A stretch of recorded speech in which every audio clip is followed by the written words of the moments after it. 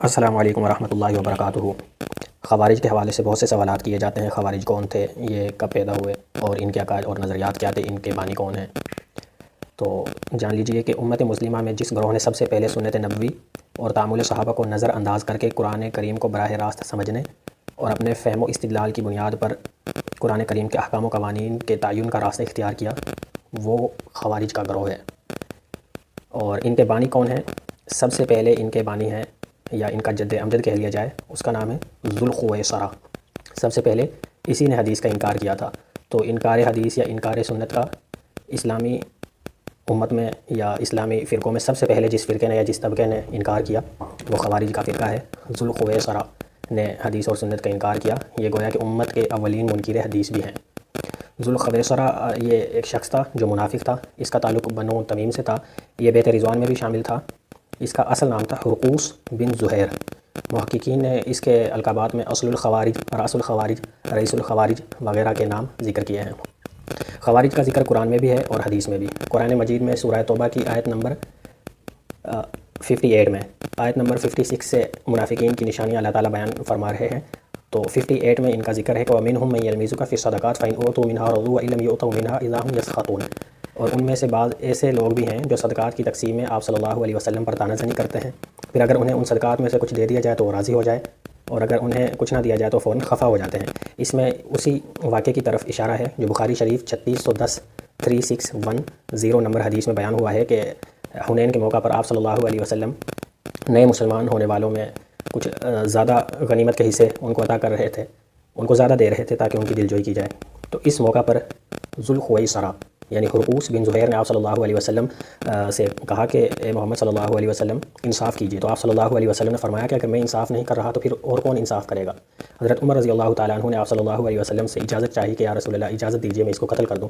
آپ صلی اللہ علیہ وسلم نے فرمایا رہنے دیجیے، اس کی نسل سے ایسی قوم پیدا ہوگی جو بہت زیادہ عبادت کرتے ہوں گے کہ ان کے مقابلے میں اپنی عبادتوں کو تم کم درجہ خیال کرو گے، اور یہ قرآن پاک کی تلاوت کیا کریں گے لیکن قرآن پاک ان کے حلق سے نہیں اترے گا، اور ان کی نسل سے ایک شخص پیدا ہوگا کہ جس کا بازو ایک شل ہوگا، اور اس کو آپ صلی اللہ علیہ وسلم نے تشبیہ دی۔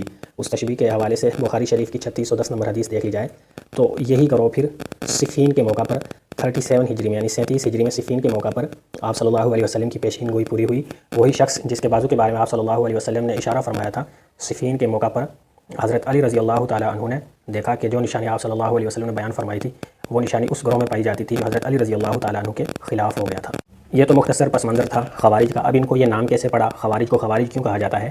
تو اس کی مختصر تاریخ یہ ہے کہ امیر معاویہ رضی اللہ تعالیٰ عنہ نے جنگ صفین میں حضرت علی رضی اللہ تعالیٰ عنہ کو پیشکش کی کہ جنگ بند کر دی جائے، اور اس جنگ بندی کا مشورہ حضرت عمرو بن عاص رضی اللہ تعالیٰ عنہ نے دیا تھا، اور یہ مشورہ دیا کہ ہم قرآن کریم کے مطابق کسی کو حکم اور ثالث مقرر کر کے اپنے تنازعات کو طے کر لیتے ہیں۔ تو حضرت علی رضی اللہ تعالیٰ عنہ کی طرف سے حضرت ابو موسیٰ اشعری ثالث ہوئے، اور حضرت امیر معاویہ رضی اللہ تعالیٰ عنہ کی طرف سے عمرو بن عاص۔ تو ایک گروہ نے سورہ انعام کی آیت نمبر 57 نمبر آیت ان الحکم الا للہ، 57 نمبر آیت کے اس ٹکڑے کو بنیاد بنا کر اس سے استدلال کرتے ہوئے کہا کہ حکم دینا صرف اللہ تعالیٰ کا حق ہے، انسانوں کو حکم اور ثالث مقرر کرنا کفر ہے۔ حضرت علی رضی اللہ تعالیٰ عنہ نے ان کے اس موقف کو ماننے سے انکار کر دیا، جس کی بنا پر وہ 6000 کا لشکر لے کر الگ ہو گئے۔ علامہ شبیر احمد عثمانی رحمۃ اللہ علیہ نے فتح الملہم میں 8000 یا 10000 کا قول بھی نقل کیا ہے کہ وہ 10000 کا لشکر لے کر الگ ہو گئے، اور ان میں سے اکثر افراد کا تعلق بنو تمیم سے تھا۔ انہوں نے حرورہ کے مقام پر پہنچ کر پڑاؤ ڈالا اور عبداللہ بن وہب راسبی کو اپنا امیر بنا لیا۔ حرورہ کے مقام پر پڑاؤ ڈالنے کی وجہ سے ان کو حروریہ بھی کہا جاتا ہے۔ حضرت علی کی اطاعت سے نکلنے کا جب انہوں نے اعلان کیا تو اس وقت ان کو خارجی کا لقب دیا گیا، ان کو خارج کہا گیا نا۔ حضرت علی کی اطاعت سے انہوں نے خروج کیا تھا، تو خارج یا خوارج یہ خروج سے مشتق ہے۔ حضرت علی کے خلاف انہوں نے خروج کیا تھا یا حضرت علی کی اطاعت سے یہ نکلے تھے، اس لیے ان کو خارجی کہا جاتا ہے۔ اور پھر ایک سوال یہ بھی ہے کہ ان کا حضرت علی رضی اللہ تعالیٰ عنہ یا مسلمانوں سے اختلاف سیاسی تھا یا مذہبی تھا؟ تو ان کی علیحدگی صرف سیاسی بنیادوں پر نہیں تھی، انہوں نے اپنے خیالات کو باقاعدہ عقائد کا نام دیا تھا، اور ان کے اپنے نظریات ہیں اور ان نظریات کی یہ تبلیغ کیا کرتے تھے۔ حضرت علی رضی اللہ تعالیٰ عنہ نے 38 ہجری میں خوارج کے خلاف جنگ کی تھی اور انہیں شکست دی۔ ان کا سردار عبداللہ بن وہب راسبی بھی اس جنگ میں مارا گیا۔ اس جنگ کا نام جنگ نہروان ہے، کیونکہ نہروان مقام پر لڑی گئی تھی، اس لیے اس جنگ کو نہروان کہا جاتا ہے۔ اور خوارج ہی میں سے ایک شخص عبد الرحمن بن ملجم نے حضرت علی رضی اللہ تعالیٰ عنہ کو شہید کیا تھا۔ اس کے بعد خوارج کے فرقے کتنے ہیں؟ تو خوارج کے بڑے بڑے 6 فرقے ہیں، جن میں پھر آگے ان 6 فرقوں کی 20 ذیلی شاخیں ہیں، اور ان میں سے مشہور فرقہ اباضیہ ہے جو کہ آج کل بھی پایا جاتا ہے۔ اگر یہ سوال کیا جائے کہ کیا خوارج آج کل پائے جاتے ہیں تو اس کا جواب یہ ہے کہ خوارج آج بھی پائے جاتے ہیں۔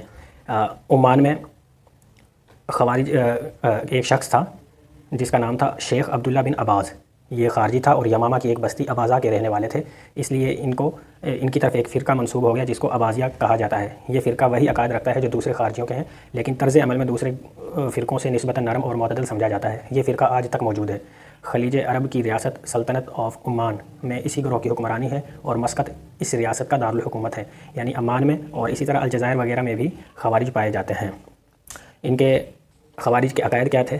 تو خوارج صحابہ کرام کی، تابعین کی تکفیر کیا کرتے تھے. حضرت عثمان غنی رضی اللہ تعالیٰ عنہ کو کہتے تھے کہ ان کے صرف ابتدائی 6 سال برحق تھے، یعنی ابتدائی 6 سال میں وہ خلیفہ برحق تھے، اس کے بعد وہ بھی نعوذ باللہ کافر ہو گئے تھے. اور حضرت علی رضی اللہ تعالیٰ عنہ بھی کافر تھے کیونکہ انہوں نے اللہ کے علاوہ کسی کو حکم بنایا، اور اللہ کے علاوہ حکم بنانا یہ شرک ہے. پھر حضرت علی رضی اللہ تعالیٰ عنہ کی اطاعت چونکہ تمام صحابہ کرام اور تابعین نے کر لی تھی، اس لیے وہ تمام صحابہ کرام اور تابعین کو مشرک قرار دیتے ہیں. حضرت عبداللہ بن خباب رضی اللہ تعالیٰ عنہ اور ان کی اہلیہ کو ایک دفعہ خوارج نے پکڑ لیا اور ان سے کہا کہ تم اقرار کرو کہ حضرت علی اور حضرت عثمان رضی اللہ عنہما کافر تھے. انہوں نے جب کافر نہ کہا تو ان کو قتل کر دیا، اور ان کی بیوی جو کہ حاملہ تھی ان کے پیٹ کو چاک کر کے ان کے بچے کو بھی ضائع کر دیا اور ان کو بھی ذبح کر دیا. یہ واقعہ ابن اسیر رحمۃ اللہ علیہ نے اپنی تاریخ میں جلد نمبر 3 صفحہ نمبر 219 میں لکھا ہے. اسی طرح یہ کفار کے حق میں نازل ہونے والی آیات کا اطلاق مومنین پر کرتے تھے اور مسلمانوں کو قتل کرتے تھے. عبادات میں تشدد اور غلو کرتے تھے. یہ خود کو اہل القرآن کہا کرتے تھے. زہد و تقویٰ میں بہت زیادہ شدت تھی اور خود کو اہل قرآن کہا کرتے تھے. گناہ کبیرہ کے مرتکب کو دائمی جہنمی، اس کے خون اور مال کو حلال قرار دیتے تھے. کہتے تھے کہ جس نے اپنے عمل سے قرآن کی نافرمانی کی وہ بھی کافر ہے. ظالم اور فاسق حکومت کے خلاف بغاوت اور خروج کو فرض قرار دیتے تھے. حضرت علی رضی اللہ تعالیٰ عنہ کے خلاف بھی اس لیے خروج کیا تھا کہ ان کے بقول حضرت علی رضی اللہ تعالیٰ عنہ نے ظلم کیا. ایک خلیفہ اللہ تعالیٰ کے علاوہ کسی غیر انسان کو حکم بنا کر انہوں نے ظلم کیا، لہٰذا ان کے خلاف خروج جائز ہے. والسلام علیکم ورحمۃ اللہ.